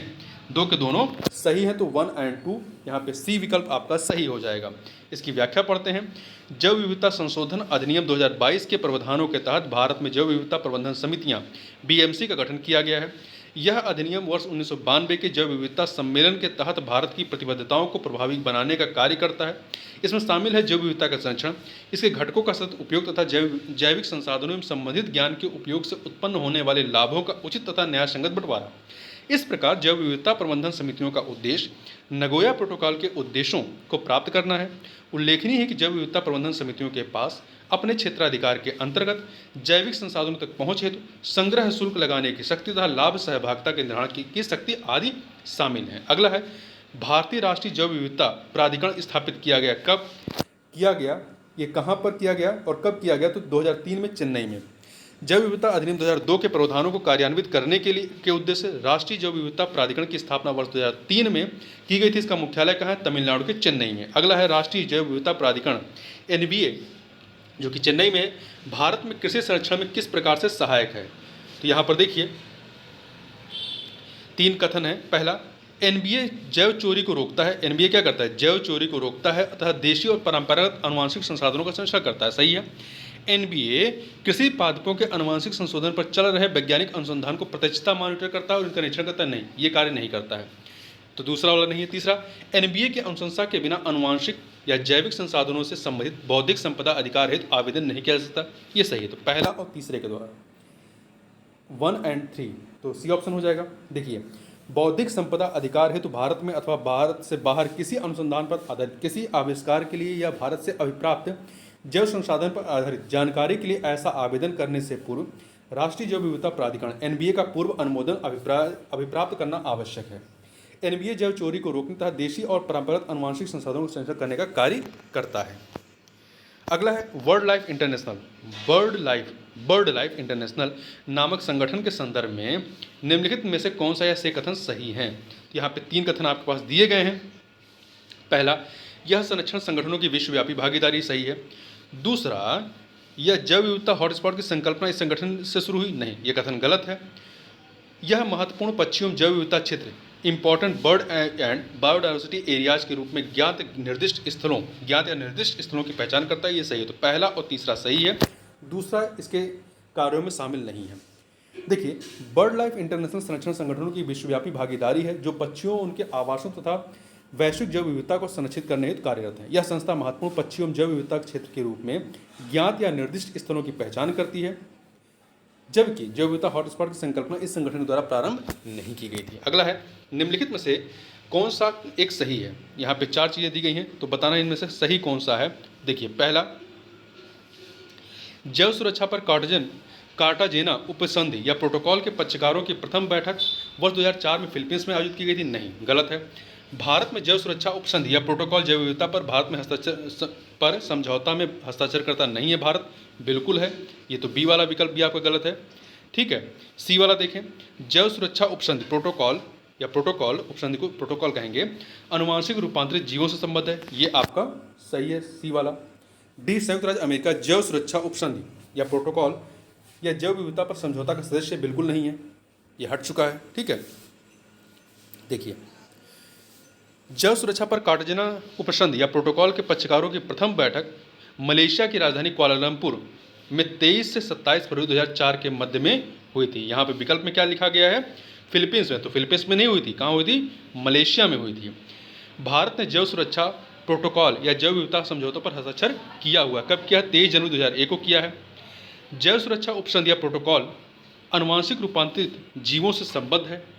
संयुक्त राज्य अमेरिका जैव सुरक्षा पर कार्टाजेना उपसंधि या जैव विविधता पर समझौते का सदस्य नहीं है, यदि अमेरिका पर्यवेक्षक के रूप में से भाग लेता है। अगला है, हाल ही में इक्वाडोर वासियों, इक्वाडोर जो देश है दक्षिण अमेरिका का, इक्वाडोर वासियों ने अमेजन के निम्न में से किस जैव विविधता वाले क्षेत्र में जनमत संग्रह द्वारा तेल की ड्रिलिंग को अस्वीकार कर ऐतिहासिक निर्णय लिया है? कहाँ पर? तुमुकुमाके राष्ट्रीय उद्यान में, यासुनी राष्ट्रीय उद्यान या यासुनी बायोस्फीयर, सॉरी डी नहीं, यासुनी है, सी ऑप्शन, यासुनी राष्ट्रीय उद्यान। यासुनी राष्ट्रीय उद्यान या यासुनी बायोस्फीयर रिजर्व इक्वाडोर के उत्तर में स्थित नेपो प्रांत के अमेजन वन क्षेत्र में स्थित है। अगस्त 2023 में इक्वाडोर वासियों ने इस राष्ट्रीय उद्यान के क्षेत्र में तेल की ड्रिलिंग को जनमत संग्रह द्वारा अस्वीकार कर दिया। इक्वाडोर दक्षिण अमेरिका महाद्वीप का देश है, इसकी राजधानी क्वेटो है। अगला है, वाणिज्य में प्राणीजात और वनस्पति जात के व्यापार संबंधी विश्लेषण, इंग्लिश में कहते हैं तो trade records analysis of fauna and flora in commerce, short में ट्रैफिक कहते हैं, के संदर्भ में निम्नलिखित कथनों पर विचार कीजिए। यहाँ पर आपके पास 2 कथन दिए गए हैं, बताना है सही कौन सा है। तो देखिए, पहला, ट्रैफिक संयुक्त राष्ट्र पर्यावरण कार्यक्रम यूनेप के अंतर्गत एक ब्यूरो है, नहीं, गलत है। ट्रैफिक का मिशन यह सुनिश्चित करना है कि वन पादपों और जंतुओं के व्यापार से प्रकृति के संरक्षण को खतरा न हो। तो पहला गलत है, दूसरा सही, इसलिए आपका यहाँ पे बी विकल्प केवल 2 सही हो जाएगा। देखिए, वाणिज्य में प्राणीजात और मतलब शॉर्ट में कह लीजिए कि जो टैरिफ है एक गैर सरकारी संगठन है। यह सतत विकास एवं जैव विविधता संरक्षण के संदर्भ में वन्य पादपों एवं जंतुओं के व्यापार पर निगरानी रखने का कार्य करता है। ट्रैफिक का मिशन यह सुनिश्चित करना है कि वन्य पादपों और जंतुओं के व्यापार से प्रकृति के संरक्षण को खतरा नहीं हो। टैरिफ की स्थापना, जो ये ट्रैफिक है इसकी स्थापना वर्ष 1976 में की गई थी। इसका मुख्यालय इंग्लैंड के कैम्ब्रिज में है। WWF वर्ल्ड वाइड फंड और आयुष्यन, यह जो है WWF एवं आयुष्यन का रणनीतिक संगठन है, रणनीतिक गठबंधन है, ठीक है।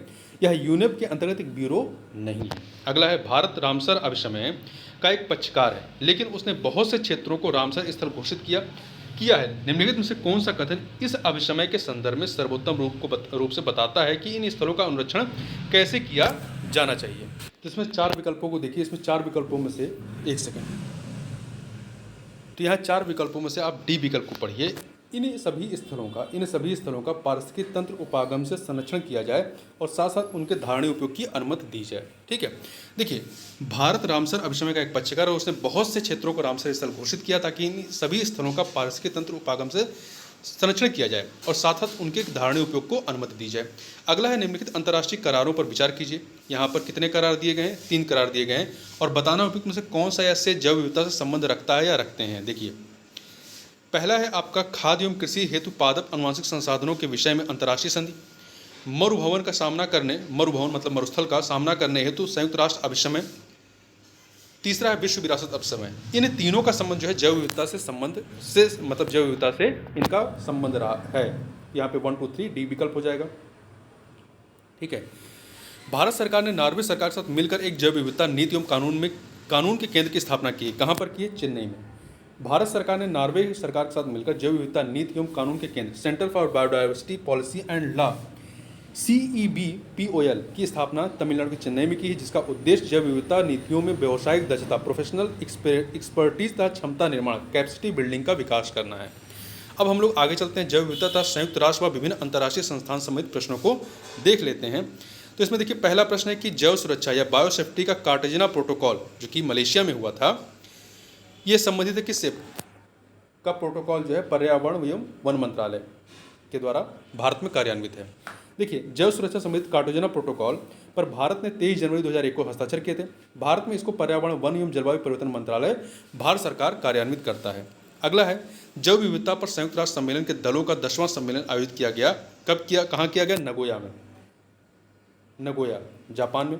जैव विविधता पर संयुक्त राष्ट्र सम्मेलन के दलों का UNFCCC का जो COP10 था वो 18 से 29 अक्टूबर 2010 को जापान के नगोया में आयोजित किया गया। इसमें जैव विविधता के संरक्षण संबंधी उपायों पर चर्चा की गई हो, इसके परिप्रेक्ष्य में आवश्यक कदम उठाए गए। अगला प्रश्न है आपका यहाँ पर कि निम्नलिखित में से कौन सा या से सही है? UNREDD प्लस प्रोग्राम की समुचित अभिकल्पना और प्रभावी कार्यान्वयन महत्वपूर्ण रूप से योगदान दे सकते हैं। किसमें? जैव विविधता के संरक्षण करने में, वन पारिस्थितिकी की समुत्थानशीलता में, गरीबी कम करने में, इन तीनों में, ठीक है। तो यहाँ पे 1 2 3 तीनों हो जाएगा, डी ऑप्शन। UNREDD मतलब इसका फुल फॉर्म क्या है? Reducing emission from deforestation and forest degradation, एक अर्ध संस्थागत कार्यक्रम है जो UNFCCC के सदस्य देशों के तत्वाधान में चलाया जा रहा है।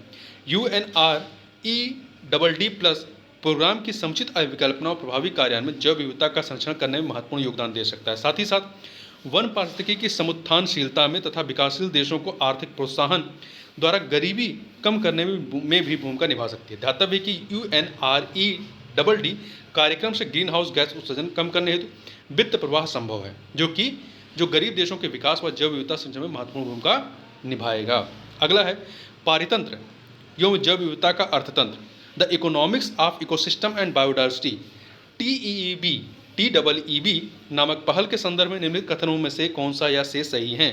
3 कथन दिए गए हैं। पहला, यह एक पहल है जिसकी मेजबानी यूनेप, IMF एवं विश्व आर्थिक मंच, वर्ल्ड इकोनॉमिक फोरम करते हैं। नहीं, ये कथन गलत है। दूसरा, यह एक विश्वव्यापी पहल है जो जैव विविधता के आर्थिक लाभों के प्रति ध्यान आकर्षित करने पर केंद्रित है। ये कथन सही है। तीसरा, यह ऐसा उपागम प्रस्तुत करता है जो पारितंत्रों और जैव विविधता के मूल्य की पहचान, निर्देशन और अधिग्रहण में निर्णयकर्ताओं की सहायता कर सकता है। तो ये भी सही है। दूसरा तीसरा सही है, पहला गलत है। तो यहाँ पर सी ऑप्शन आपका सही हो जाएगा। देखिए, पारितंत्र एवं जैव विविधता का अर्थतंत्र, the economics of ecosystem and biodiversity एक विश्वव्यापी पहल है। यह जैव विविधता तथा पारितंत्र के आर्थिक लाभों के प्रति ध्यान आकर्षित करने पर केंद्रित है। यह निर्णय प्रक्रिया में निर्णय लेते समय पारितंत्र व जैव विविधता द्वारा प्राप्त लाभों को ध्यान में रखने में सहायता करती है। यह पहल पारितंत्र एवं जैव विविधता के आर्थिक लाभों को प्रस्तुत कर निर्णयकर्ताओं के लिए सभी स्तरों पर दिग्दर्शक की भूमिका निभाती है। आगे चलते हैं। अगला प्रश्न है कि वेटलैंड इंटरनेशनल नामक संरक्षण संगठन के संदर्भ में निम्नलिखित में से कौन सा या से कथन सही है। यहाँ पे दो कथन है। तो देखिए, पहला है यह रामसर अभिसमय के हस्ताक्षर कर्ता देशों द्वारा बनाए गए अंतः सरकारी संगठन है, नहीं, गलत है। दूसरा, यह ज्ञान के विकास और संग्रहण के लिए तथा व्यवहारिक अनुभव का बेहतर नीतियों हेतु पक्ष समर्थन करने के लिए क्षेत्र स्तर पर कार्य करता है, ये सही है। तो पहला गलत है, दूसरा सही है, बी विकल्प हो जाएगा। देखिए, वेटलैंड इंटरनेशनल एक गैर सरकारी एवं गैर लाभकारी संगठन है। वेटलैंड इंटरनेशनल तथा इसकी पूर्ववर्ती संगठनों ने इसे वर्ष 1937 से आर्द्र भूमियों की रक्षा के लिए कार्य किया है। प्रारंभ में इसे इंटरनेशनल वाइल्ड लाइफ इंक्वायरी के रूप में जाना जाता था। तो इसलिए पहला कथन जो है वो कि रामसर अभिसमय के हस्ताक्षरकर्ता देशों द्वारा बनाया गया, नहीं, ये 1937 में ही बन गया था, ठीक है, जबकि रामसर अभिसमय 1971 में होता है। वेटलैंड इंटरनेशनल आर्द्र भूमियों के संरक्षण के साथ साथ उनको बनाए रखने और उन्हें पुनर्स्थापित करने हेतु कार्यरत है। यह संगठन विभिन्न अनुसंधानों से प्राप्त ज्ञान का उपयोग आर्द्र भूमियों के संरक्षण में करने के साथ साथ ज्ञान के विकास एवं संग्रहण के लिए तथा व्यवहारिक अनुभव का बेहतर नीतियों को समर्थन करने हेतु क्षेत्रीय स्तर पर करता है। अगला है जैव विविधता से संबंधित जो विविध प्रश्न हैं, उन प्रश्नों को हम लोग यहाँ पर अब देख लेते हैं। इसमें जो पहला प्रश्न है आपका कि सबसे लंबा जीवित वृक्ष कौन सा होता है, यह है सिकोया। कौन सा है? सिकोया, बी विकल्प। देखिए, सबसे लंबा जीवित वृक्ष सिकोया का है। यह संयुक्त राज्य अमेरिका के उत्तरी कैलिफोर्निया में स्थित है। यह वर्ष 2019 में किए गए मापक के अनुसार इसकी लंबाई कितनी थी? 381 फीट। निम्नलिखित में से कौन एक किसी प्रजाति के विलोपन के लिए उत्तरदायी नहीं है? व्यापक नीच, बड़े आकार वाला शरीर, संकुचित नीच, अनुवांशिक भिन्नता में कमी। तो आपका जो पहला वाला है व्यापक नीच जो है ये विलोपन के लिए उत्तरदायी नहीं, जबकि अन्य जो है बड़े आकार वाला शरीर, संकुचित नीच, अनुवांशिक भिन्नता की कमी, ये सभी जो है उत्तरदायी हैं। आगे चलते हैं। शिव कथोर्न के विश्वव्यापी मार्केट की बड़ी संभावना है। इस पेड़ के बेर में विटामिन और पोषक तत्व प्रचुर होते हैं। चंगेज खान ने इसका प्रयोग अपनी सेना की ऊर्जास्विता को उन्नत करने के लिए किया था। रूसी कॉस्मोनाटों ने इसके तेल के कॉस्मिक विकिरण से बचाव के लिए प्रयोग किया, मतलब इसके तेल को कॉस्मिक विकिरण से बचाव के लिए इसका प्रयोग किया। भारत में यह पौधा कहाँ पाया जाता है? नागालैंड, लद्दाख, कोडाइकनाल, पौंडीचेरी। तो आपका विकल्प बी आपका लद्दाख, ये सही हो जाएगा, ठीक है। शिव कथोर्न मुख्यतः लद्दाख की पहाड़ी क्षेत्रों में पाया जाने वाला एक झाड़ीदार वृक्ष है। इस झाड़ीदार वृक्ष की बेर में विटामिन तथा पोषक तत्व प्रचुर मात्रा में पाए जाते हैं। आगे चलते हैं। भारत सरकार शिव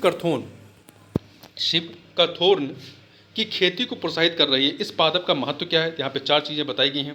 तो देखिए, पहला, यह मृदा क्षरण के नियंत्रण में सहायक है। यह मृदा क्षरण के नियंत्रण में सहायक है, सही है, और मरुस्थलीकरण को रोकता है, ये सही है। दूसरा, यह बायोडीजल का समृद्ध स्रोत है, नहीं। इसमें पोषकीय मान होता है और यह उच्च तुंगता वाले ठंडे क्षेत्रों में जीवित रहने के लिए भली भांति अनुकूलित होता है। तो पहला सही, तीसरा सही।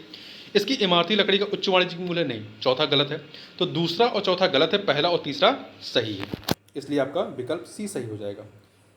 शिव कथोर्न भारत में लेह बेरी और लद्दाख सोना के नाम से लोकप्रिय एक पर्णपाती झाड़ी है।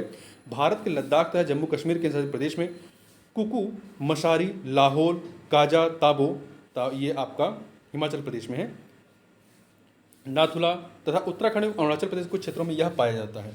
इस पौधे की पत्ती, फल, जड़ और कांटे सभी उपयोगी हैं, जिनका परंपरागत रूप से औषध निर्माण, पोषक पूरकता, ईंधन पर्यावरण संरक्षण, बाढ़ इत्यादि हेतु इसमें इत्यादि में इस्तेमाल किया जाता है। अगला है 2 महत्वपूर्ण नदियाँ, जिनमें से एक का स्रोत झारखंड में है और जो उड़ीसा में दूसरे नाम से जानी जाती है, तथा दूसरी जिसका स्रोत उड़ीसा में है, समुद्र में प्रवाह करने से पूर्व एक ऐसे स्थान पर संगम करती है जो बंगाल की खाड़ी से कुछ ही दूर है। यह वन्य जीवन तथा जैव विविधता का प्रमुख स्थल है और सुरक्षित क्षेत्र है। निम्नलिखित में से वह कौन सा स्थल है? तो ये आपका भितरकनिका है। कौन सा है? भितरकनिका है, ठीक है। ब्राह्मणी नदी और बैतरणी नदी समुद्र में प्रवाहित होने से पूर्व भितरकनिका नामक स्थान पर मिलती हैं। भितरकनिका वन्यजीव तथा जैव विविधता समेत सुरक्षित क्षेत्र है। ब्राह्मणी नदी को झारखंड में दक्षिणी कोयल के नाम से जाना जाता है। ध्यान रखिएगा, ब्राह्मणी नदी को झारखंड में क्या कहते हैं? दक्षिणी कोयल कहते हैं, जबकि उड़ीसा में ब्राह्मणी के नाम से जानी जाती है। अगला, निम्नलिखित पर विचार कीजिए। 3 चीज़ें हैं। बताना है चमगादड़, भालू और केंद्रकीय रोडेंट, मतलब जो कुतुरने वाला काम करते हैं, जैसे आपका चूहा, उपयुक्त में से किस प्रकार के जंतु में शीत निष्क्रियता की परिघटना का प्रेक्षण किया जा सकता है? तो आपका तीनों में, चमगादड़, भालू, कृंतक, इन तीनों में किया जा सकता है। तो यहाँ पे सी ऑप्शन हो जाएगा 1 2 3। ठीक है, 1 2 3 हो जाएगा। यहाँ पे कथन देख, सॉरी, यहाँ पे स्पष्टीकरण देख लेते हैं या व्याख्या देख लेते हैं। गिलहरी, भालू और कुछ कीटभक्षी चमगादड़ों को जब गर्म मौसम के आहार सर्दियों में नहीं मिलते हैं, तब वे शीत निष्क्रियता, हाइपरनेशन का सहारा लेते हैं। शीत निष्क्रियता की स्थिति में इन प्राणियों का ताप गिरकर आश्रय स्थल के ताप के बराबर हो जाता है, श्वसन मंद हो जाता है, उपापच घटता है और ये उसी वसा के सहारे जीवित रहते हैं जो शीत निष्क्रियता के पूर्व उनके शरीर में संचित हो जाती है। यहाँ उल्लेखनीय कि कृंतक, यह चूहे इत्यादि जो होते हैं, इसमें गिलहरियां हैं, छछूंदर, चूहे, मूषक आदि स्तनधारी प्राणी आते हैं। किस पर्यावरण में जैव द्रव्यमान का वार्षिक उत्पादन न्यूनतम होता है? तो जैव द्रव्यमान का वार्षिक उत्पादन जो है गहरे सागर में ये न्यूनतम होगा, जबकि प्रेरी, पतझड़ी वन और टाइगर यहाँ पर ज़्यादा होगा। ठीक है, देखिए जैव विविधता दिवस कब मनाया जाता है? जैव विविधता दिवस जो है आपका 22 संयुक्त राष्ट्र संघ द्वारा 22 मई को अंतर्राष्ट्रीय जैव विविधता दिवस मनाया जाता है, जबकि विश्व के कई देश जो हैं 29 दिसंबर को जैव विविधता दिवस मनाते हैं। उल्लेखनीय है कि 29 दिसंबर 1993 से जैव विविधता अभी समय प्रभावी हुआ, तो यहाँ पर आप ए विकल्प को सही मान सकते हैं। ठीक है, 29 दिसंबर। विश्व जैव विविधता दिवस कब मनाया जाता है? तो ये 22 मई। विश्व जैव विविधता दिवस जो है 22 मई। तो दोनों ध्यान रखिएगा, जैसे अब यही प्रश्न आ गया जो 8वां वाला है, तो आप 29 दिसंबर भी याद रखिएगा और 22 मई भी याद रखिएगा, जो संयुक्त राष्ट्र संघ ने घोषित किया है। अगला है टुमारोज बायोडाइवर्सिटी पुस्तक के लेखक या लेखिका कौन है? तो ये है वंदना शिवा। ये वंदना शिवा की पुस्तक है टुमारोज बायोडाइवर्सिटी। वंदना शिवा द्वारा लिखित एक पुस्तक है जो एक सक्रिय पर्यावरण कार्यकर्त्री एवं भूमंडलीकरण विरोधी लेखिका हैं। ठीक है, इसका प्रकाशन वर्ष 2000 में हुआ था। तो इस प्रकार से इस वीडियो में बस इतना ही। मिलते हैं नेक्स्ट वीडियो में, तब तक के लिए बहुत बहुत धन्यवाद।